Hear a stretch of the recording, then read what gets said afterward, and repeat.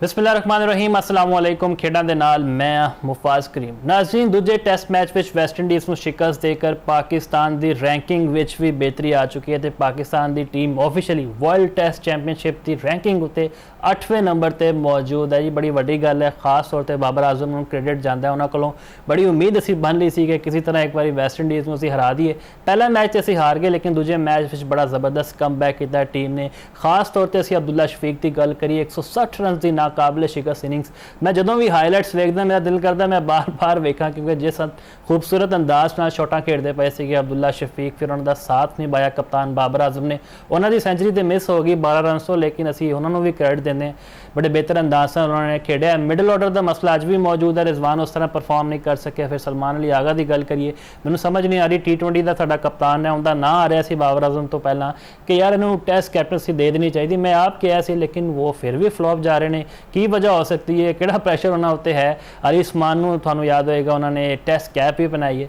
दूजे पास असीं अपने बॉलर की गल करिए, साजिद खान छाए पे ने। हुण अगे इंग्लैंड के खिलाफ टेस्ट सीरीज़ है तो एक होर वड्डा चैलेंज आ रहा है, लेकिन मज़े की गल है कि इंग्लैंड की टीम भी 7वें नंबर पर मौजूद है वर्ल्ड टेस्ट चैंपीयनशिप उत्ते। तो 19-20 का ही फर्क है अजे पाकिस्तान तो इंग्लैंड का। मोहम्मद अब्बास माजी असी 4-5 साल पहले की गल करिए, हमेशा कारगर साबित होए हैं पाकिस्तान तरफों। नाल खुरम शहजाद बड़ी एक अच्छी बॉलिंग करते हैं, अपनी लाइन और लेंथ का ख्याल रखते हैं, लेकिन जो वो पेस का मसला है ना, वो कितना किते मौजूद है। अली रजा का ना होना, आकिफ जावेद जो हम लंकन प्रीमियर लीग खेलते पे ने, वो भी स्क्वाड में नहीं ने। तो आया जो साढ़े को पेसिंग अटैक है, यह इंग्लैंड के खिलाफ कितना फायदेमंद साबित होएगा, इहदे उत्ते भी गल करांगे, क्योंकि अज पाकिस्तान की टीम इंग्लैंड लई रवाना हो जाएगी। वैस्ट इंडीज़ के खिलाफ जो इम्तिहान सी वो कामयाब कर लिया। हुण इंग्लैंड के खिलाफ देखते हैं जी की बनता है। मियाँ असगर सलीमी साहब साडे नाल मौजूद ने। मियाँ साहब वत वजिया नूं एक तो पहला यह दस दो, जिस अंदाज नाल मुंडियां ने परफॉर्म किया वैस्ट इंडीज़ के खिलाफ, यही तसलसल असीं इंग्लैंड के खिलाफ बरकरार रख सकांगे, क्योंकि अज पाकिस्तान ने रवाना हो जाना फिर इंग्लैंड सीरीज़ लई। तो उन्होंने कोल बड़े जबरदस्त बॉलर ने, जोफ्रा आर्चर, जोश टंग की असीं गल करिए, एटिंगसन, मतलब उन्होंने जी पेस बैटरी है वो साढ़े कोलों कई गुना मजबूत दिखाई देती है। जी बिल्कुल मुफाज साहब, वो कहते हैं ना कि इश्क के इम्तिहान अभी और भी है, यानी कि इंग्लैंड का शुरू हो गया है। वो अगर एक वड्डा हरीफ सी तो इंग्लैंड उस तो भी वड्डा जिहड़ा है ना अपने मैदान का खिलाड़ी है, यानी कि सानू टफ टाइम देने वास्ते तैयार है। नो डाउट वैस्ट इंडीज़ नूं असीं वैस्ट इंडीज़ दे विच ही बहुत अच्छी कारकर्दगी का मुजाहरा किया है। और इंग्लैंड ਤੁਹਾਨੂੰ पता है कि अपनी जिहड़ी गेम है होम ग्राउंड ते हमेशा ही बबर शेरान की तरह खेलता है। आजकल वैसे भी उन्होंने जिहड़ी है ना अटैकिंग क्रिकेट वो खेलते पे है, चाहे वो टेस्ट है, चाहे वनडे है, और चाहे जिहड़ी टेस्ट है, वो डर खौफ वाली जिहड़ी क्रिकेट है ना, उन्होंने बिल्कुल उन्होंने तुहानू पता है कि जो खेलते हैं उन्होंने एवरेज 5-6 बाल के 6 तो भी उत्ते चली जाती है। तो मैं समझना वा कि बड़ी जिहड़ी ना दिलचस्प जिहड़ी है ना अपना टेस्ट सीरीज शुरू होने वाली है। और दोनों टीमों का मैं समझना वा कि हाली दोनों का टीमां जिहड़ी ना 50-50 ने। और लेकिन जो सब तो ज्यादा फायदा होने वाला है ना वो क्रिकेट है, पाकिस्तान के शायकीन ने, इंग्लैंड के ने और पूरी दुनिया के है। और चूंकि दो एक बैलेंस टीम अगे मुफासल एक चीज ऐसा जो रूट जिहड़ा है ना, ये बेसिकली रन बनाने वाली मशीन और बड़ा ही पॉजिटिव अंदाज अपना टीम की क्यादत कर चुके है। मेरा ख्याल है कि सब तो बड़ा जिहड़ा एज है कि क्रिकेट का कप्तान बना देना है। और तुहानू मैं भी दस दिया कि इन्हें वनडे टेस्ट और 2020 दे विच तकरीबन 23,000 रन बनाए गए ने। और तो ये भी तुसीं देख लो कि 41 सेंचुरी, एक डबल सेंचुरी, 41 सेंचुरी है ना जो रूट है सिर्फ टेस्ट दे विच। 14 तो ज्यादा इन्हां दा स्कोर है, मैं इसलिए तो तुहानू कहना वा। और उनके बाद जो जोफ्रा आर्चर है वो अपनी जिहड़ी ना स्विमिंग विकेटां ते और अपनी कंडीशन दे विच इस तरीके नाल जिहड़ा ना अपना कह सकते बब्बर शेरान की तरह जिहड़ा ना बॉलिंग करता है। और मेरा ख्याल है कि साडे जिहड़े बैटर है ने जो जोफ्रा आर्चर जिहड़ा ना फेस करता इन्हां वास्ते एक इम्तिहान होएगा।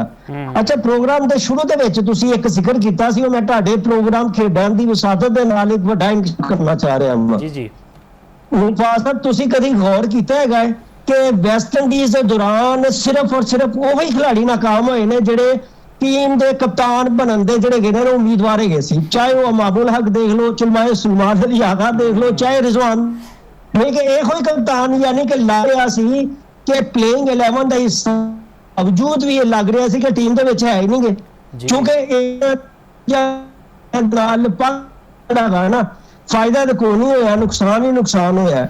ਮੈਂ ਫਿਰ ਕਹਿ ਰਿਹਾ ਵਾਂ ਕਿ ਇਹੋ ਹੀ ਉਹ ਪਲੇਅਰ ਹੈਗੇ ਕਿ ਜਿਹੜੇ ਕਪਤਾਨ ਬਣਨਾ ਚਾਹੁੰਦੇ ਸੀ। ਆਇਆ ਕਿ ਇਹਦੇ ਪਿੱਛੇ ਇਹ ਨਹੀਂ ਹੈਗਾ ਕਿ ਇਹ ਸਿਰਫ ਔਰ ਸਿਰਫ ਕਪਤਾਨ ਬਣਨ ਦੇ ਚੱਕਰ ਦੇ ਵਿੱਚ ਬਾਬਰ ਆਜ਼ਮ ਨੂੰ ਬਤੌਰ ਕਪਤਾਨ ਨਾਕਾਮ ਬਣਾਉਣਾ ਚਾਹੁੰਦੇ ਸੀ। ਲੇਕਿਨ ਮੇਰਾ ਖਿਆਲ ਹੈ ਅਗਰ ਇਹ ਸੋਚ ਰਹੇ ਗਏ ਸੀ, ਮਿਸਾਲ ਦੇ ਰਿਹਾ ਵਾਂ, ਅਗਰ ਇਹ ਸੋਚ ਰਹੇ ਗਏ ਸੀ ਤੇ ਇਹਨਾਂ ਦੀ ਇਹ ਜਿਹੜੇ ਗੇਮ ਹੈ ਨਾ ਪਲੇਅਰਾਂ ਦੀ, ਇਹ ਤਿੰਨੇ ਪਲੇਅਰਾਂ ਦੇ ਵਿੱਚ ਇਸ ਵਕਤ ਇੰਗਲੈਂਡ ਦੇ ਖਿਲਾਫ ਹੋਣ ਵਾਲੀ ਜਗ੍ਹਾ ਹੋ ਰਿਹਾ ਹੈਗਾ। ਅਸੀਂ ਸ਼ੋਰਟੀ ਨਹੀਂ, ਯਕੀਨੀ ਤੌਰ ਤੇ ਨਹੀਂ ਕਹਿ ਸਕਦੇ ਕਿ ਰਿਜ਼ਵਾਨ ਖੇਲੇਗਾ, ਅਸੀਂ ਇਹ ਵੀ ਨਹੀਂ ਕਹਿ ਸਕਦੇ ਕਿ ਇਮਾमुल हक ਦੀ ਜਗ੍ਹਾ ਪੱਕੀ ਹੈ, ਅਸੀਂ ਕਹਿ ਸਕਦੇ ਕਿ ਸੁਲਮਾਨ ਅਲੀ ਆਗਾ ਵੀ ਸਕੁਆਡ ਦਾ ਹਿੱਸਾ ਹੋਏਗਾ। ਤਾਂ ਮੈਨੂੰ ਇੰਜ ਲੱਗ ਰਿਹਾ ਕਿ ਜਿਹੜੇ ਦਾਅਵੇਦਾਰ ਸੀਗੇ ਕਪਤਾਨ ਬਣਨ ਦੇ, ਇਹਨਾਂ ਦੀ ਪਰਫਾਰਮੈਂਸ ਤੇ ਵੈਸੇ ਫਲॉप ਰਹੀ ਹੈ ਨਾ ਜਗ੍ਹਾ, ਅਸੀਂ ਇੰਗਲੈਂਡ ਵਿੱਚ ਕਿਸੇ ਹੋਰ ਨੂੰ ਵੀ ਟਰਾਈ ਕਰ ਸਕਦੇ ਹਾਂ, ਕਿਉਂਕਿ ਵੈਸੇ ਤਾਂ ਸਕੁਆਡ ਅਨਾਉਂਸ ਹੋ ਗਿਆ, ਲੇਕਿਨ ਕਿਤੇ ਨਾ ਕਿਤੇ ਕਪਤਾਨ ਦਾ ਇਖਤਿਆਰ ਹੈ ਕਿ ਅਸੀਂ ਕਾਮਰਾਨ ਗੁਲਾਮ ਦੀ ਗੁੰਜਾਇਸ਼ ਕੱਢ ਦਈਏ ਸਲਮਾਨ ਆਗਾ ਦੀ ਜਗ੍ਹਾ ਜਾਂ ਰਿਜ਼ਵਾਨ ਦੀ ਜਗ੍ਹਾ ਕਿਸੇ ਹੋਰ ਬੈਟਰ ਨੂੰ ਅਸੀਂ ਲੈ ਆਈਏ ਵਿੱਚ। ਤੁਸੀਂ ਦੇਖੋ ਨਾ ਇਮਾमुल हक ਦੀ ਜਗ੍ਹਾ ਵੈਸੇ ਹੀ ਬਣ ਕੇ ਜਿਹੜੇ ਗਏ ਨੇ ਨਾ ਬਾਹਰ ਹੁੰਦਾ ਇੱਕ ਨਜ਼ਰ ਆ ਰਿਹਾ ਹੈ, ਜਾਂ ਤਾਂ ਆਜ਼ਾਦ ਵੈਸ ਨਜ਼ਰ ਆਪਣਾ ਟੀਮ ਦੇ ਵਿੱਚ ਹੋਏਗਾ, ਮੁਲਾਕ ਹੋਏਗਾ। ਹੁਣ ਤੁਸੀਂ ਦੇਖੋ ਨਾ ਕਿ ਸ਼ਾਨ ਮਸੂਦ ਵੀ ਫਿੱਟ ਹੋ ਕੇ ਵਾਪਸ ਆ ਰਹੇ ਨੇ। ਉਹਦੇ ਬਾਅਦ ਜਿਸ ਤਰ੍ਹਾਂ ਅਬਦੁੱਲਾ ਸ਼ਫੀਕ ਦਾ ਤੁਸੀਂ ਜ਼ਿਕਰ ਕੀਤਾ, ਮਾਸ਼ਾਅੱਲਾ ਜਿਹੜੇ ਹੈਗੇ ਦੂਸਰੇ ਟੈਸਟ ਦੇ ਅਸਲ ਹੀਰੋ ਇਹੋ ਹੀ ਹੈਗੇ ਨੇ, 160 ਕਰਨਾ ਫਿਰ 24 ਕਰਨਾ ਔਰ ਨਾਟ ਆਊਟ ਰਹਿਣਾ। ਨਹੀਂ ਹੈਗਾ ਕਿ ਤੁਸੀਂ ਇੱਕ ਇਨ ਫਾਰਮ ਬੈਟਸਮੈਨ ਨੂੰ ਬਾਹਰ ਬਿਠਾ ਦਿਓਗੇ। ਸ਼ਾਨ ਮਸੂਦ ਨੇ ਤੁਹਾਨੂੰ ਦੱਸ ਦਿੱਤਾ ਹੈ, ਅਬਦੁੱਲਾ ਸ਼ਫੀਕ ਦੱਸ ਦਿੱਤਾ, ਔਰ ਸਊਦ ਸ਼ਕੀਲ ਵੀ ਜਿਹੜਾ ਹੈ ਉਹ ਵੀ ਬਿਲਕੁਲ ਇਸ ਵਕਤ ਸੁਪਰ ਫਿਟ ਹੈਗਾ, ਯਾਨੀ ਕਿ ਉਹ ਵੀ ਅਬੇ ਹੈ। ਤੇ ਯਾਦ ਤੁਸੀਂ ਅਜ਼ਾਨ ਅਵੈਸ ਨੂੰ ਬਾਹਰ ਬਿਠਾਓਗੇ ਜਾਂ ਇਮਾमुल हक ਨੂੰ ਬਾਹਰ ਬਿਠਾਓਗੇ, ਉਹਦੇ ਬਾਅਦ ਤੁਹਾਡੇ ਕੋਲ ਵਿਕਟ ਕੀਪਿੰਗ ਦੇ ਵਿੱਚ ਵੀ ਹੋਰ ਤੁਹਾਡੇ ਕੋਲ ਆਪਸ਼ਨ ਹੈਗੀਆਂ ਨੇ, ਠੀਕ ਹੈ। ਉਹਦੇ ਵਿੱਚ ਤੁਸੀਂ ਰੋਹੇਲ ਨੂੰ ਵੀ ਦੇ ਸਕਦੇ, ਤੁਸੀਂ ਉਹਦੇ ਵਿੱਚ ਆਪਣਾ ਗਾਜ਼ੀ ਗੌਰੀ ਨੂੰ, ਜਾਂ ਤੀਸਰਾ ਅਲੀ ਆਗਾ ਸੁਲਮਾਨ ਅਲੀ ਆਗਾ। ਮੇਰਾ ਖਿਆਲ ਹੈ ਜਿਹੜੀਆਂ ਟੈਸਟ ਹੈਗੀਆਂ ਨੇ ਉੱਥੋਂ ਦੀ ਇੰਗਲੈਂਡ ਦੇ ਪਿੱਛਾ ਉਹਦੇ ਵਿੱਚ ਦਿੰਦੇ ਇਹਨਾਂ ਦੀ ਜਗ੍ਹਾ ਨਹੀਂ ਬਣਦੀ। ਅਗਰ ਤੁਸੀਂ ਬੈਟਸਮੈਨ ਤਾਂ ਵੈਸੇ ਹੀ ਉਹਨਾਂ ਦੀ ਜਗ੍ਹਾ ਨਹੀਂ ਬਣਦੀ। ਅਗਰ ਤੁਸੀਂ ਬਤੌਰ ਸਪਿਨਰ ਲੈਣਾ ਹੈਗਾ ਤਾਂ ਮੇਰਾ ਖਿਆਲ ਹੈ ਸਾਜਿਦ ਖਾਨ ਦੀ ਮੌਜੂਦਗੀ ਦੇ ਵਿੱਚ ਜਾਂ ਅਲੀ ਉਸਮਾਨ ਦੀ ਮੌਜੂਦਗੀ ਦੇ ਵਿੱਚ ਸੁਲਮਾਨ ਅਲੀ ਆਗਾ ਕੋਈ ਉਹਨਾਂ ਤੋਂ ਅੱਛਾ ਸਪਿਨਰ ਹੈਗਾ। ਇਸ ਲਈ ਮੇਰਾ ਖਿਆਲ ਹੈ ਕਿ ਮੇਰਾ ਖਿਆਲ ਹੈ ਕਿ ਚਲੋ ਮਿਸਾਲ ਤੁਹਾਨੂੰ ਮੈਂ ਇਹ ਵੀ ਦੱਸ ਦਿੰਦਾ ਹੈਗਾ ਵਾ ਕਿ ਇਹ ਜਿਹੜੇ ਦੋ ਪਲੇਅਰ ਤਾਂ ਕਿਸੇ ਸੂਰਤ ਵੀ ਨਹੀਂ ਖੇਲਣਗੇ। ਇੱਕ ਦੀ ਚਾਂਸ ਬਣ ਸਕਦੀ ਹੈ, ਪਲੇਅਰ ਹੈਗੇ ਨੇ ਪਾਣੀ ਦੇ ਸੀ। ਔਰ ਮੇਰਾ ਖਿਆਲ ਹੈ ਕਿ ਹਮੇਸ਼ਾ ਜਿਹੜੀ ਗਿਆ ਨਾ ਬਾਬਰ ਆਜ਼ਮ ਦੀ ਜਿਹੜੀ ਟੀਮ ਹੈਗੀ ਹੈ, ਜਿਹੜਾ ਟੈਸਟ ਜਿੱਤਣ ਦੇ ਬਾਅਦ ਉਹਨਾਂ ਦੇ ਜਿਹੜੇ ਹੈਗੇ ਨਾ ਹੌਸਲੇ ਬੜੇ ਬੁਲੰਦ ਹੈਗੇ ਨੇ। ਇੰਗਲੈਂਡ ਦੀ ਟੀਮ ਜਿਹੜੀ ਹੈਗੀ ਨਾ ਮਜ਼ਬੂਤ ਨਜ਼ਰ ਆ ਰਹੀ ਹੈ। ਤਾਂ ਮੇਰਾ ਖਿਆਲ ਹੈ ਹੁਣ ਪਾਕਿਸਤਾਨ ਦੀ ਟੀਮ ਵੀ ਕਿਸੇ ਵੀ ਤਰ੍ਹਾਂ ਮਿਲੇਗੀ। ਸਾਡੇ ਕੋਲ ਬਿਹਤਰੀਨ ਜਿਹੜਾ ਗਾ ਨਾ ਆਪਣਾ ਬॉलिंग ਅਟੈਕ ਹੈ। ਮੁਹੰਮਦ ਅब्बास ਸਾਨੂੰ ਪਤਾ ਹੈਗਾ ਕਿ ਬਿਹਤਰੀਨ ਉਥੋਂ ਦੀ ਕਾਉਂਟੀ ਕ੍ਰਿਕਟ ਖੇਡਦੇ ਨੇ ਔਰ ਹੁਣ ਤੱਕ 100 ਤੋਂ ਯਾਨੀ ਕਾਉਂਟੀ ਕ੍ਰਿਕਟ ਦੇ ਵਿੱਚ ਲੈ ਚੁੱਕੇ ਹੈਗੇ ਨੇ। ਸ਼ਾਨ ਮਸੂਦ ਹੈ ਉੱਥੇ ਇੰਗਲੈਂਡ ਦਾ ਕ੍ਰਿਕਟ ਖੇਲੀ ਹੈਗੀ ਹੈ। ਤੇ ਮੇਰਾ ਖਿਆਲ ਹੈ ਕਿ ਸਾਡੇ ਕੋਲ ਫਾਸਟ ਬੋਲਰ ਵੀ ਬਹੁਤ ਅੱਛੇ ਹੈਗੇ ਨੇ। ਅਗਰ ਸਾਨੂੰ ਇੱਕ ਅੱਧਾ ਸਪਿਨਰ ਪਾਣਾ ਪੈਂਦਾ ਹੈ ਉਹ ਅਲੀ ਉਸਮਾਨ ਜਾਂ ਆਪਣਾ ਸਾਜਿਦ ਖਾਨ ਦੀ ਸੂਰਤ ਦੇ ਵਿੱਚ ਅੱਛਾ ਮਿਲ ਸਕਦਾ ਹੈਗਾ। ਔਰ ਇਹਦੇ ਬਾਅਦ ਸਾਡੇ ਜਿਹੜੇ ਅਜ਼ਾਨ ਅਵੈਸ ਹੈਗੇ ਨੇ, ਉਹਦੇ ਬਾਅਦ ਕਪਤਾਨ ਬਾਬਰ ਆਜ਼ਮ ਨੇ, ਅਬਦੁੱਲਾ ਸ਼ਫੀਕ ਹੈ, ਨਿਸ਼ਦ ਹੈ ਔਰ ਜਾ ਕੇ ਸਊਦ ਜਗ੍ਹਾ ਬਣ ਪਏਗੀ। ਮੈਂ ਸਮਝਦਾ ਵਾਂ ਕਿ ਬਿਹਤਰੀਨ ਹਾਂ ਇੱਕ ਜਿਹੜਾ ਹੈਗਾ ਨਾ ਸ਼ੋਭਾ ਜਿੱਥੇ ਪਾਕਿਸਤਾਨ ਨੂੰ ਮਜ਼ੀਦ ਕੰਮ ਕਰਨਾ, ਉਹ ਸਾਡੇ ਜਿਹੜੇ ਟੇਲ ਐਂਡਰ ਹੈਗੇ ਜੀ ਜਲਦੀ ਦੇ ਵਿੱਚ ਵਿਕਟਾਂ ਗਵਾਉਂਦੇ ਨੇ। ਇੰਝ ਲੱਗਦਾ ਹੈ ਕਿ ਉਹਨਾਂ ਨੂੰ ਮੇਰਾ ਖਿਆਲ ਉਹ ਡਰੈਸਿੰਗ ਰੂਮ ਦੇ ਵਿੱਚ ਕੋਈ ਕਮਿਟ ਕਰਕੇ ਆ ਰਹੇ ਹੁੰਦੇ ਨੇ, ਸ਼ਾਇਦ ਉੱਥੇ ਵੀ ਅੰਦਰ ਕੋਈ ਪਾਰਟੀ ਹੋ ਰਹੀ ਹੁੰਦੀ ਹੈ ਕਿ ਬਈ ਤੁਸੀਂ ਚਾਹ ਠੰਡੀ ਹੋਣ ਤੋਂ ਪਹਿਲੇ ਅਸੀਂ ਵਾਪਸ ਆਏ, ਠੀਕ ਹੈ ਜੀ। ਲਿਹਾਜ਼ਾ ਟੇਲ ਐਂਡਰ ਨੂੰ ਰੋਲ ਆਪਣਾ ਅਦਾ ਕਰੇਗਾ। ਤੇ ਮੇਰਾ ਖਿਆਲ ਹੈ ਪਾਕਿਸਤਾਨ ਜਿਹੜਾ ਹੈ ਨਾ ਵੱਡੇ ਦਿਲ ਦੇ ਸ਼ੇਰਾਂ ਦੀ ਤਰ੍ਹਾਂ ਕਿ ਬਬਰ ਸ਼ੇਰਾਂ ਦੀ ਤਰ੍ਹਾਂ ਅਗਰ ਲੜਦਾ ਹੈਗਾ, ਖੇਲਦਾ ਹੈਗਾ, ਤਾਂ ਕੋਈ ਵਜ੍ਹਾ ਨਹੀਂ ਹੈਗੀ ਕਿ ਅਸੀਂ ਜਿਹੜੀ ਹੈਗੀ ਨਾ ਸੀਰੀਜ਼ ਨਾ ਜਿੱਤੀਏ।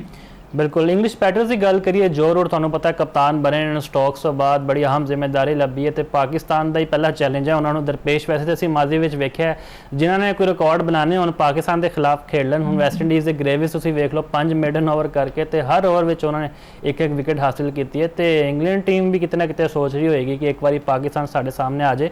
ਕਿ ਇੰਗਲੈਂਡ ਟੀਮ ਨੂੰ ਵੈਸੇ ਡਰਨਾ ਚਾਹੀਦਾ ਤੁਹਾਡੀ ਨਜ਼ਰ ਵਿੱਚ, ਕਿਉਂਕਿ ਅਸੀਂ ਦੂਜਾ ਮੈਚ ਜਿੱਤ ਗਏ ਹਾਂ, ਜਿਵੇਂ ਤੁਸੀਂ ਕਹਿ ਵੀ ਰਹੇ ਹੋ ਅब्बास ਬੜੇ ਕਾਰਗਰ ਸਾਬਿਤ ਹੋ ਸਕਦੇ ਇੰਗਲੈਂਡ ਦੀ ਪਿੱਚ ਉੱਤੇ।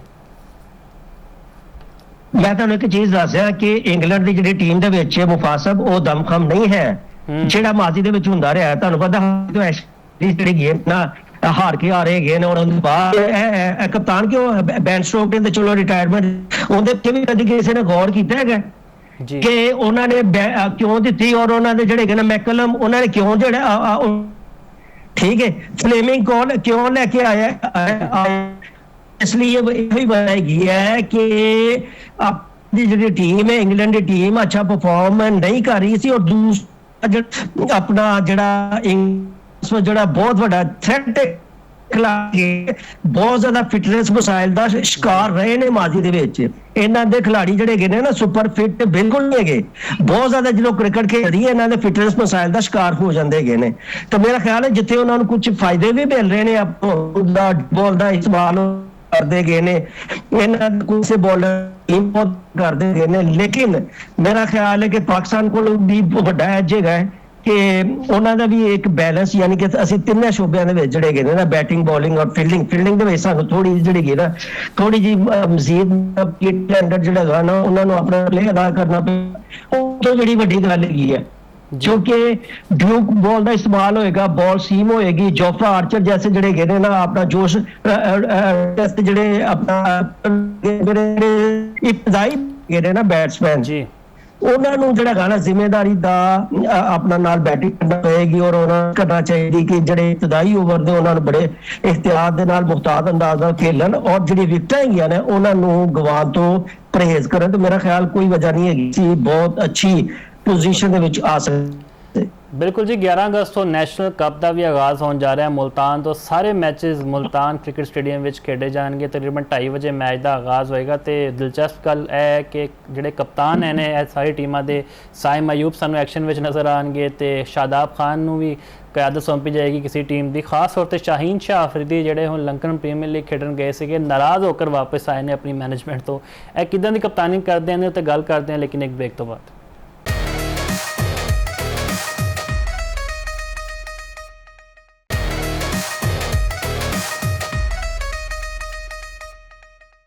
ਬ੍ਰੇਕ ਤੋਂ ਬਾਅਦ ਖੁਸ਼ ਆਮਦੀਦ ਜੀ। ਅਸੀਂ ਮੁਲਤਾਨ ਕ੍ਰਿਕਟ ਸਟੇਡੀਅਮ ਦੀ ਗੱਲ ਕਰਦੇ ਪਏ ਹਾਂ ਜਿਹਦੇ ਵਿੱਚ ਨੈਸ਼ਨਲ ਕੱਪ ਖੇਡਿਆ ਜਾਏਗਾ 11 ਅਗਸਤ ਤੋਂ। ਬੜੀ ਅੱਛੀ ਗੱਲ ਹੈ, ਡੋਮੈਸਟਿਕ ਇਵੈਂਟਸ ਜਿੰਨੇ ਜ਼ਿਆਦਾ ਹੋਣ ਉਹਨਾਂ ਹੀ ਟੀਮ ਨੂੰ ਫਾਇਦਾ ਹੋਏਗਾ। ਖਾਸ ਤੌਰ ਤੇ ਜਿੰਨੇ ਵੀ ਖਿਡਾਰੀ ਨੇ ਸਾਇਮ ਅਯੂਬ ਕਿਸੇ ਤਾਰਫ ਦੇ ਮੁਹਤਾਜ ਨਹੀਂ, 9 ਲੁੱਕ ਸ਼ਾਟਾਂ ਬੜੀਆਂ ਚੰਗੀਆਂ ਖੇਡਦੇ ਪਏ, ਲੇਕਿਨ PSL ਵਿੱਚ ਜਿਹੜੀ ਇਹਨਾਂ ਦੀ ਪਰਫਾਰਮੈਂਸ ਹੈ ਉਹਦੇ ਉੱਤੇ ਸਵਾਲੀਆ ਨਿਸ਼ਾਨ ਹੈ। ਤਕਰੀਬਨ 12.5 ਕਰੋੜ ਦਾ ਇਹਨਾਂ ਦਾ ਕੰਟਰੈਕਟ ਹੋਇਆ ਸੀਗਾ, ਲੇਕਿਨ ਪਰਫਾਰਮੈਂਸ ਉਹੀ ਪੁਰਾਣੀ। ਸਿਰਫ ਇੱਕ ਮੈਚ ਮੈਨੂੰ ਯਾਦ ਹੈ ਫਾਈਨਲ ਵਿੱਚ ਇਹਨਾਂ ਨੇ ਪਰਫਾਰਮ ਕੀਤਾ ਸੀ, ਗਾਲਬਨ ਹਾਫ ਸੈਂਚੁਰੀ ਆਈ ਸੀ। ਦੂਜੇ ਪਾਸੇ ਅਸੀਂ ਸ਼ਾਦਾਬ ਖਾਨ ਦੀ ਗੱਲ ਕਰੀਏ, ਬੜੇ ਆਊਟ ਆਫ ਫਾਰਮ ਨੇ। ਉਹਨਾਂ ਬਾਰੇ ਇਹ ਮਸ਼ਹੂਰ ਹੈ ਜਿਹੜੇ ਕਹਿੰਦੇ ਮੀਮਸ ਬਣਦੀਆਂ ਸੋਸ਼ਲ ਮੀਡੀਆ ਉੱਤੇ ਕਿ ਇਹ right arm full toss spinner ਨੇ। ਬਹਿਰਹਾਲ ਜੀ ਬੈਟਿੰਗ ਚੰਗੀ ਜ਼ਰੂਰ ਕਰਦੇ ਨੇ, ਇਹ ਵੀ ਫਾਇਦਾਮੰਦ ਹੋਣਗੇ ਆਪਣੀ ਟੀਮ ਵਾਸਤੇ ਕਿਉਂਕਿ ਸ਼ਾਦਾਬ ਹਮੇਸ਼ਾ ਪਰਫਾਰਮ ਕਰਦੇ ਆਏ ਨੇ ਮਾਜ਼ੀ ਵਿੱਚ, ਲੇਕਿਨ 2-3 ਸਾਲ ਤੋਂ ਜਿਹੜਾ ਆਫ ਕਲਰ ਹੈ ਨਾ ਉਹਨਾਂ ਦਾ ਉਹ ਟੀਮ ਵਾਸਤੇ ਠੀਕ ਨਹੀਂ ਹੈ। ਦੂਜੇ ਪਾਸੇ ਸ਼ਾਹੀਨ ਸ਼ਾਹ ਅਫਰੀਦੀ ਜਿਹਨੇ ਬਾਰੇ ਹੁਣ ਇਹ ਲਿਖਿਆ ਜਾਂਦਾ ਹੈ ਕਿ ਮੀਡੀਅਮ ਪੇਸਰ ਨੇ, ਮਤਲਬ ਹੁਣ ਇਹ ਉਹ ਵਕਤ ਆ ਚੁੱਕਿਆ ਹੈ ਕਿ ਅਸੀਂ ਹੁਣ ਇਹਨਾਂ ਨੂੰ ਮੀਡੀਅਮ ਪੇਸਰ ਕਹਿ ਰਹੇ ਨੇ।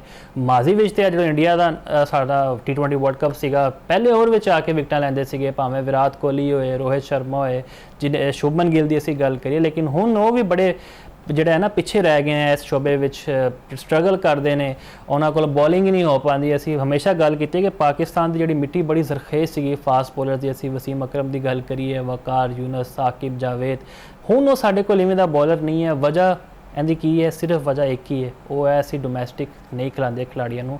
ਧੁੱਪ ਵਿੱਚ ਜਦੋਂ ਇੱਕ ਫਾਸਟ ਬੋਲਰ ਬੋਲਿੰਗ ਕਰਦਾ ਉਹਨੂੰ ਆਪਣੀ ਗਲਤੀਆਂ ਦਾ ਵੀ ਅੰਦਾਜ਼ਾ ਹੁੰਦਾ, ਉਹਨੂੰ ਪਤਾ ਹੈ ਕਿਤੇ ਨਾ ਕਿਤੇ ਮੈਂ ਲੈਗ ਕਰ ਰਿਹਾ, ਮੇਰੀ ਸਪੀਡ ਵੀ ਘੱਟ ਹੋ ਰਹੀ ਹੈ। ਤੇ ਇਸ ਸ਼ੋਬੇ ਵਿੱਚ ਜਿੰਨੇ ਵੀ ਟੈਸਟ ਕ੍ਰਿਕਟਰਸ ਨੇ, ਲੈਜੈਂਡ ਕ੍ਰਿਕਟਰਸ ਨੇ, ਅਸੀਂ ਇਹ ਵੇਖਦੇ ਹਾਂ ਕਿ ਉਹ ਮੀਡੀਆ ਉੱਤੇ ਬਹਿ ਕੇ ਖਿਡਾਰੀਆਂ ਉੱਤੇ ਤਨਕੀਦ ਕਰਦੇ ਨੇ, ਲੇਕਿਨ ਕੈਂਪ ਜੁਆਇਨ ਨਹੀਂ ਕਰਦੇ, ਉਹਨਾਂ ਨੂੰ ਟਿਪਸ ਕੋਈ ਨਹੀਂ ਦਿੰਦੇ, ਲੇਕਿਨ ਵੈਸੇ ਉਹ ਆ ਕੇ ਕੰਪੇਨ ਦਾ ਹਿੱਸਾ ਬਣ ਜਾਂਦੇ ਨੇ। ਲੇਕਿਨ ਇਹ ਚੀਜ਼ ਅੱਛੀ ਨਹੀਂ ਹੈ ਪਾਕਿਸਤਾਨ ਕ੍ਰਿਕਟ ਲਈ ਵੀ। ਜਿੱਦਾਂ ਅਸੀਂ ਆਪਣੀ ਇੰਟਰੋ ਵਿੱਚ ਵੀ ਗੱਲ ਕਰਦੇ ਪਏ ਸੀਗੇ, ਆਕਿਫ ਜਾਵੇਦ ਜਿਹੜੇ ਲੰਕਨ ਪ੍ਰੀਮੀਅਰ ਲੀਗ ਖੇਡਦੇ ਪਏ ਨੇ, ਖਾਸ ਤੌਰ ਤੇ ਅਲੀ ਰਜ਼ਾ ਸਾਡੇ ਕੋਲ ਵਾਹਿਦ ਹੁਣ ਬੋਲਰ ਹੈਗਾ ਜਿਹੜਾ 150 ਤੀਕਰ ਕਿਤੇ ਨਾ ਕਿਤੇ ਬੋਲ ਕਰ ਲੈਂਦਾ। ਵੈਸੇ ਤੇ 149 ਤੀਕਰ ਉਹਨਾਂ ਦੀ ਸਭ ਤੋਂ ਵੱਡੀ ਗੇਂਦ ਹਜੇ ਤੀਕਰ ਹੈ, ਲੇਕਿਨ 150 ਇੰਸ਼ਾਅੱਲਾ ਉਹ ਟੱਚ ਕਰਨਗੇ। ਇਹਦੇ ਵਿੱਚ ਵੀ ਇਹ ਜਿਹੜੇ ਸਾਡੇ ਲੈਜੈਂਡਸ ਖਿਡਾਰੀ ਆਪਣੀ ਖਿਦਮਤ ਅੰਜਾਮ ਦੇ ਸਕਦੇ ਨੇ, ਕਿਉਂਕਿ ਅੱਗੇ ਇੰਗਲੈਂਡ ਦੇ ਖਿਲਾਫ ਟੈਸਟ ਸੀਰੀਜ਼ ਹੈ। ਉਹਦੇ ਵਿੱਚ ਜਦੋਂ ਅਸੀਂ ਸਾਡੇ ਮੀਆਂ ਅਸਗਰ ਸਿਮੀ ਸਾਹਿਬ ਵੀ ਗੱਲ ਕਰਦੇ ਪਏ ਸੀਗੇ ਕਿ ਪੇਸਰਸ ਦਾ ਬੜਾ ਇੱਕ ਅਮਲ ਦਖਲ ਹੁੰਦਾ ਹੈ ਤੇ ਅਲੀ ਰਜ਼ਾ ਉੱਥੇ ਵੀ ਅਹਿਮ ਕਿਰਦਾਰ ਅਦਾ ਕਰ ਸਕਦੇ ਹਨ। ਲੇਕਿਨ ਮਸਲਾ ਇਹ ਹੈ ਕਿ ਅਸੀਂ ਆਪਣੀ ਜਿਹੜੀ ਪਲੇਇੰਗ 11 ਹੈ ਉਹਦੇ ਉਹ ਤਰਤੀਬ ਉਸ ਤਰ੍ਹਾਂ ਨਹੀਂ ਦਿੰਦੇ ਕੰਡੀਸ਼ਨ ਨੂੰ ਅਸੀਂ ਸਹੀ ਤਰ੍ਹਾਂ ਰੀਡ ਨਹੀਂ ਕਰਦੇ ਜਿਸ ਤਰ੍ਹਾਂ ਅਸੀਂ ਦੀਗਰ ਟੀਮਾਂ ਦੀ ਗੱਲ ਕਰੀਏ। ਹੁਣ ਬੜੀ ਅੱਛੀ ਚੀਜ਼ ਅਸੀਂ ਵੇਖ ਰਹੇ ਹਾਂ, ਚੀਜ਼ਾਂ ਆ ਰਹੀਆਂ ਨੇ, ਡਾਟਾ ਐਨਾਲਿਸਿਸ ਹੋ ਰਹੇ ਨੇ, ਤਾਂ ਉਹਦੇ ਮੁਤਾਬਿਕ ਹੀ ਪਲੇਇੰਗ 11 ਬਣਦੀ ਹੈ ਮਸ਼ਵਰੇ ਦੇ ਨਾਲ। ਜਿਹਨੇ ਜਿਹੜਾ ਮੈਨੇਜਮੈਂਟ ਦੀ ਅਸੀਂ ਗੱਲ ਕਰੀਏ, ਸਾਡੇ ਕੋਲ ਅਸਦ ਸ਼ਫੀਕ ਨੇ, ਸਰਫਰਾਜ਼ ਅਹਿਮਦ, ਆਕਿਬ ਜਾਵੇਦ, ਇਹਨਾਂ ਦੇ ਨੀਤਾਂ ਉੱਤੇ ਸ਼ੱਕ ਨਹੀਂ ਹੈ, ਲੇਕਿਨ ਇਹਨਾਂ ਨੂੰ ਵੀ ਚਾਹੀਦਾ ਕਿ ਜਿਹੜਾ ਡਿਜ਼ਰਵ ਕਰਦਾ ਹੈ ਪਲੇਇੰਗ 11 ਵਿੱਚ ਉਹਨੂੰ ਲਾਜ਼ਮੀ ਅੱਗੇ ਲੈ ਕੇ ਆਉਣ, ਕਿਉਂਕਿ ਹੁਣ ਕ੍ਰਿਕਟ ਬੜੀ ਤਬਦੀਲ ਹੋ ਚੁੱਕੀ ਹੈ। ਮਾਡਰਨ ਡੇ ਕ੍ਰਿਕਟ ਹੈਗੀ, ਉਹ ਪੁਰਾਣੀ ਕ੍ਰਿਕਟ ਨਹੀਂ ਰਹੀ। ਇਸ ਲਈ ਅਸੀਂ ਤਕਰੀਬਨ 5-6 ਸਾਲ ਹੋ ਗਏ ਕੋਈ ਵੱਡਾ ਇਵੈਂਟ ਨਹੀਂ ਜਿੱਤ ਸਕੇ। ਤੁਸੀਂ ਵਰਲਡ ਕੱਪ ਨੂੰ ਛੱਡੋ, ਏਸ਼ੀਆ ਕੱਪ ਜਿਤਨਾ ਵੀ ਹੁਣ ख्वाब ਬਣ ਗਿਆ। ਬਹਿਰਹਾਲ ਉਮੀਦ ਤੇ ਦੁਨੀਆ ਕਾਇਮ ਹੈ, ਇੰਗਲੈਂਡ ਦੇ ਖਿਲਾਫ ਟੈਸਟ ਸੀਰੀਜ਼ ਹੈ, ਉਸ ਤੋਂ ਬਾਅਦ ਵੀ ਪਾਕਿਸਤਾਨ ਲਈ ਬੜੇ ਵੱਡੇ ਚੈਲੰਜ ਆ ਰਹੇ ਨੇ, ਤੇ ਮੇਰੀ ਵੀ ਬੜੀ ਖੁਆਇਸ਼ ਹੈ ਕਿ ਅਸੀਂ ਜਿੱਦਾਂ ਸ਼ਾਇਕੀਨ ਦੀ ਵੀ ਖਾਸ ਤੌਰ ਤੇ ਮੇਰੇ ਇਲਾਵਾ ਉਹ ਵੀ ਚਾਹੁੰਦੇ ਨੇ ਕਿ ਅਸੀਂ ਕੋਈ ਕੱਪ ਉਠਾਈਏ, ਕੋਈ ਸੈਲੀਬ੍ਰੇਟ ਕਰੀਏ ਮਿਲ ਕੇ, ਕੋਈ ਢੋਲ ਢਮੱਕਾ ਹੋਏ ਪਾਕਿਸਤਾਨ ਲਈ। ਇਹ ਸਾਰੇ ਮੌਜ਼ੂਆਤ ਸਨ ਜਿਨ੍ਹਾਂ ਤੇ ਅਸੀਂ ਚਾਨਣ ਪਾਇਆ। ਮੈਨੂੰ ਦਿਓ ਇਜਾਜ਼ਤ। ਅੱਲਾ ਹਾਫਿਜ਼ ਨਾਜ਼ਰ।